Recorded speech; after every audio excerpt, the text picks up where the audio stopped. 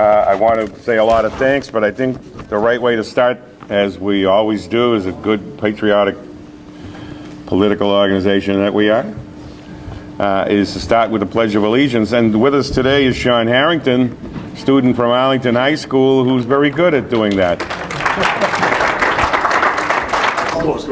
I pledge allegiance to the flag of the United States of America and to the republic for which it stands, one nation, under God, indivisible, with liberty and justice for all.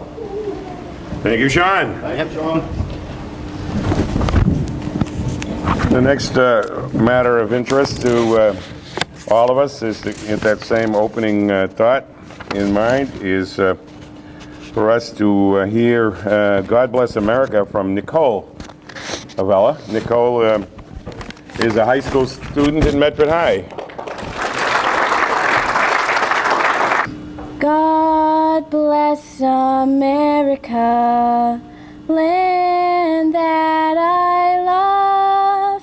Stand beside her and guide her through the night with a light from above.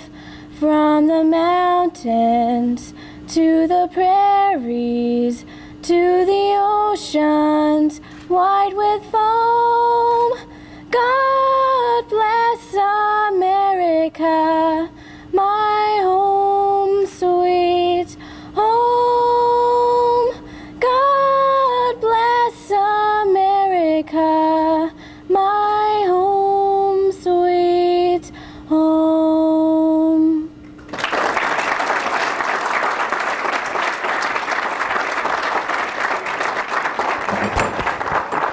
Nice to know we can have a singer that knows the words. I'm sure you'll. I'm sure the NFL will be contacting you shortly. Before we move on, I do want to acknowledge just a couple of the people that are here. Carla, where's Carla? Razikas, okay. Carla Romero, who ran for state rep last year, and she's considering a run for office again. And we might be surprised at the next pick, right?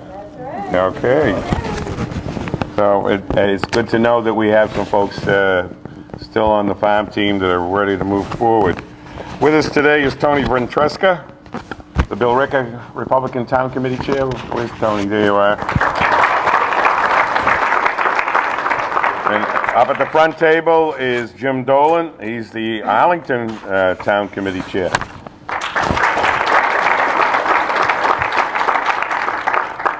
From GLAM, which is a Medford group of citizens working on the Green Line, Carolyn Rosen is the chair, and her husband Bill. And we don't want to fail to recognize David Carnavale, who ran for state senate.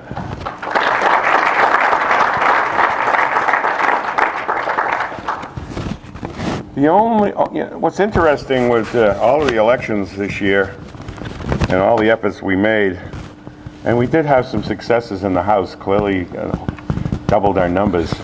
One of those was Don Juan, the only Republican elected in 128.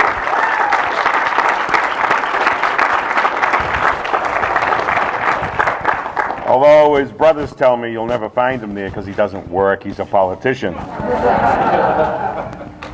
But it's interesting because he is the only elected Republican within 128, and hopefully we can make an improvement in that in the year ahead. And it's time to start if you aren't already running. That being said, our first speaker is Don Fetter.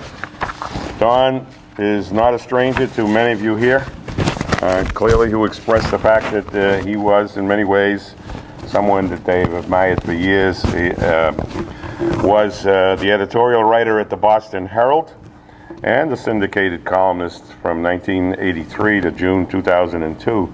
So during those 19 years, his columns appeared in the Herald, New England's second largest newspaper. He still is a writer today, writes books. Has been a guest on a number of national TV programs and is quoted from time to time in a number of our national magazines.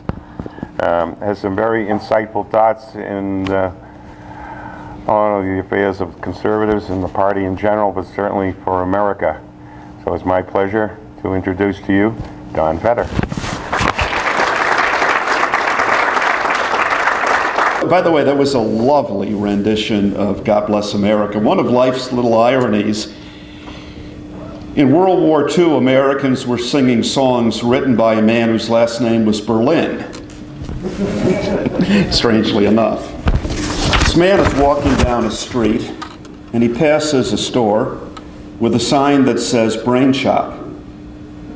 He's curious, he walks in, and he says to the man behind the counter, who's obviously the proprietor, "You sell brains here?" And the man says, "Just what the sign says."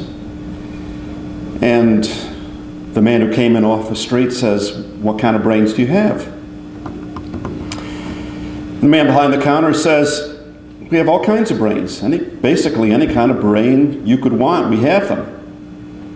And the man says, "Well, what do they cost?" Proprietor says, "Well, I mean, come on. If you went to a used car lot, you wouldn't ask what price the cars are. It depends. It depends on the year, on the model, the make." He says, "For instance, we have some Republican brains, and they're $5 a pound. We also have Democratic brains for $50 a pound."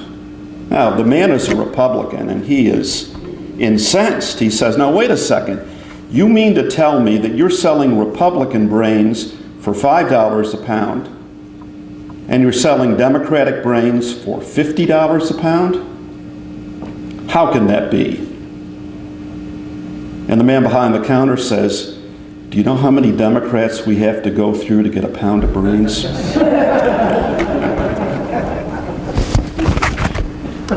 By the way, I wish I had a Reagan anecdote for you. I don't, but I'll tell you a story I heard from Charlton Heston, who was a great friend of Ronald Reagan. I had the privilege of interviewing Mr. Heston maybe 20 years ago. And naturally, I asked him about his better-known movies, and he was telling me about Ben-Hur and the very famous chariot race in Ben-Hur. And Heston himself drove a chariot. That wasn't a stunt man. It wasn't done with special effects. That was Charlton Heston driving the chariot in Ben-Hur. And he told me that he took a week of chariot driving lessons prior to filming that scene. And he said that he was a bit concerned.